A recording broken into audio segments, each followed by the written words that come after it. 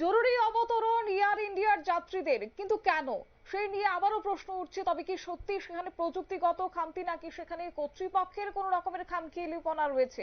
একাধিক প্রশ্ন কিন্তু এই মুহূর্তে মাথা চাড়া দিচ্ছে। গতকালকের যে কলকাতা থেকে মুম্বাইগামী বিমানের সমস্যা নিয়ে কিন্তু একাধিক প্রশ্ন। এই মুহূর্তে আপডেট কি রয়েছে সেই বিষয়ে জানবো, কারণ দীর্ঘ সময় অতিক্রান্ত হয়ে গেছে।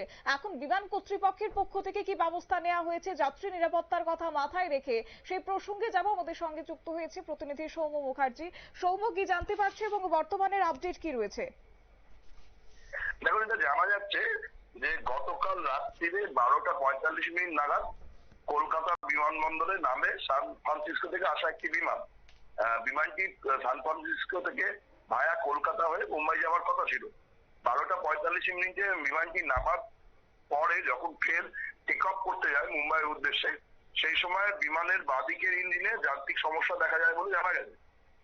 তারপরে বিষয়টি জানার পরে ইঞ্জিনিয়াররা গিয়ে দীর্ঘক্ষণ নানান পরীক্ষা নিরীক্ষা করলেও যান্ত্রিক সমস্যা ঠিক করা যায়নি।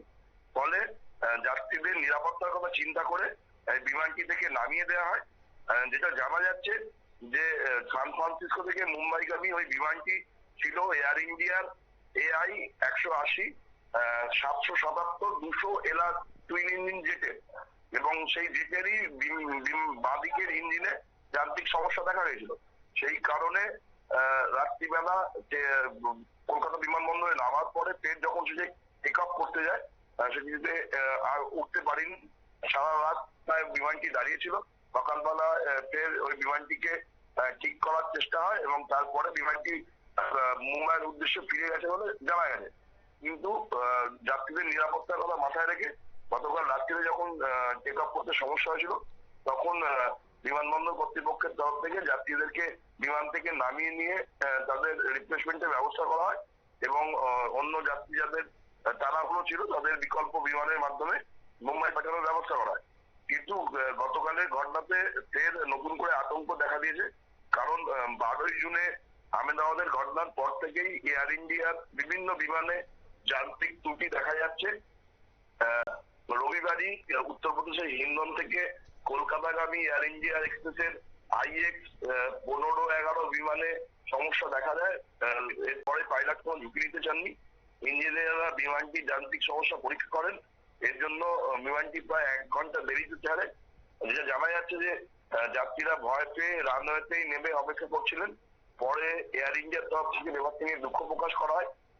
এর আগেও দেখা গেছে যে থাইল্যান্ড থেকে ভারতে ফেরার একটা বিমানে বোমাতঙ্ক ছড়ানোয় জরুরি ভিত্তিতে বিমানটিকে অবতরণ করানো হয়।